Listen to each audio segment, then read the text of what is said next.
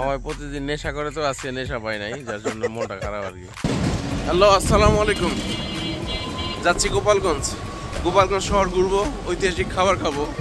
মূল উদ্দেশ্য গোপালগঞ্জে মাছ ধরার জন্য যাচ্ছি। আপনারা সাথে থাকেন, সব কিছু দেখাবো ইনশাল্লাহ। দেখা হচ্ছে গোপালগঞ্জ।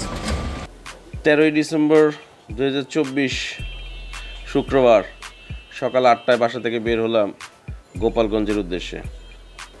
বাসের উদ্দেশ্যে ধোলাইপাড়া আসতেই সকলের চোখ চড়ক গাছ হয়ে গেল।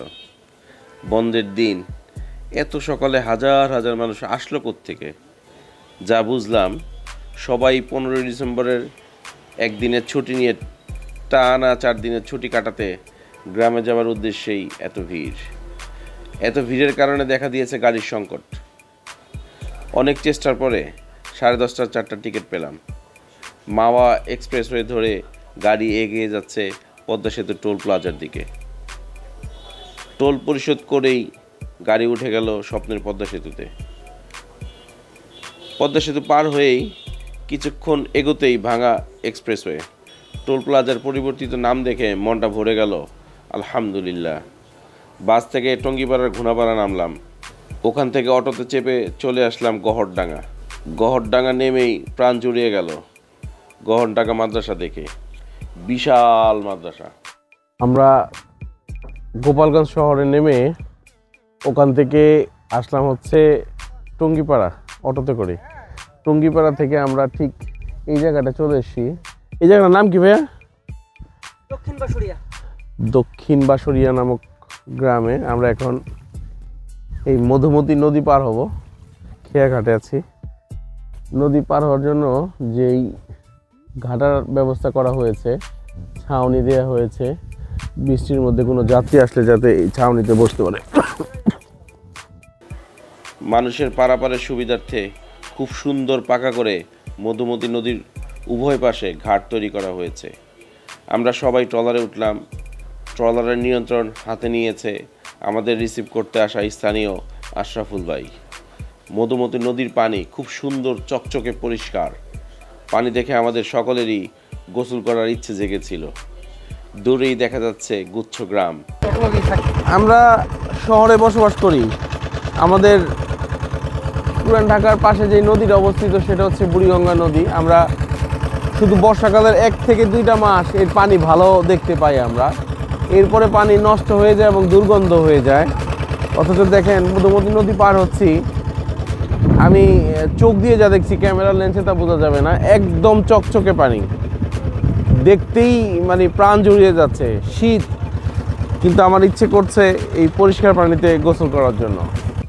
ট্রলারে সবাই গল্প করতে করতে মুহূর্তের মধ্যে আমরা পৌঁছে গেলাম কাঙ্ক্ষিত পাড়ে। গ্রামের পথ ধরে হাঁটছিলাম আর মিষ্টি রোদ গায়ে লাগছিল। সবাই রোদটা উপভোগ করছিলাম।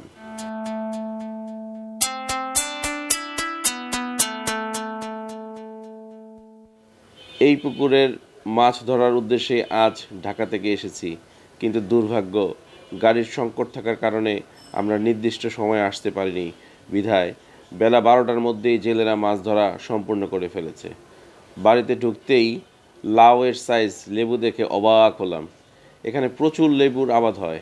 বাড়ির উঠানে পলোর ভেতর অনেকগুলো হাঁস ও মুরগির বাচ্চা দেখতে পাচ্ছি। দুলাভাই, বাড়ির মুরব্বী কাকা ও সবাই উঠানে বসে খোশ গল্প করছি।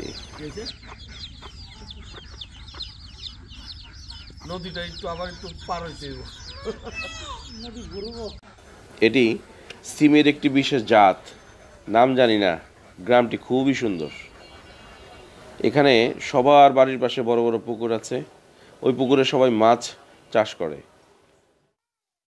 খুব নিজেকে ভাগ্যবান মনে হচ্ছে এই আধুনিক যুগে এসেও আমরা ঠিক একটি অজপাড়াগায় আজ চলে আসছি, যেখানে সত্যি একটা অজপাড়াগায় এই ধরনের জায়গা আমরা দেখতে পাই না এখন আর, মানে টু বি অনেস্টলি স্পিকিং।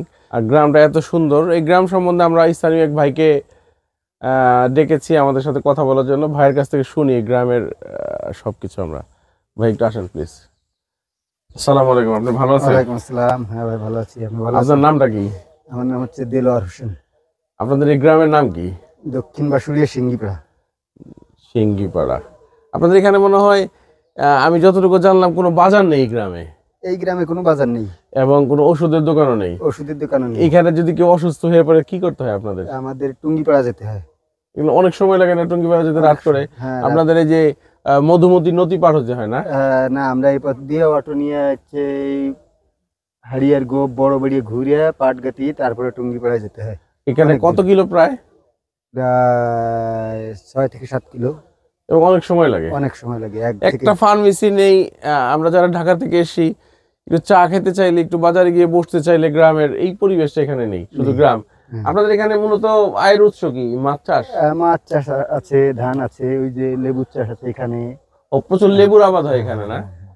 আচ্ছা, অনেক আচ্ছা। অনেক কলা আছে, অনেক সবজি টবজি আমরা চাষ করি। স্কুল কলেজের কি অবস্থা আপনাদের এখানে? স্কুল এই পাশে আছে একটা প্রাইমারি স্কুল, হ্যাঁ।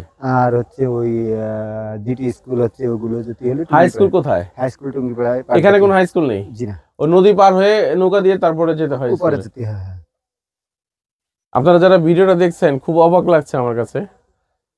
বিশাল এক ইউনিয়ন, অনেকগুলো বাড়ি এখানে, হ্যাঁ, কোনো হাই স্কুল নেই, হাই স্কুল নেই। কোনো ফার্মেসি নেই, হসপিটাল তো অনেক স্বপ্ন।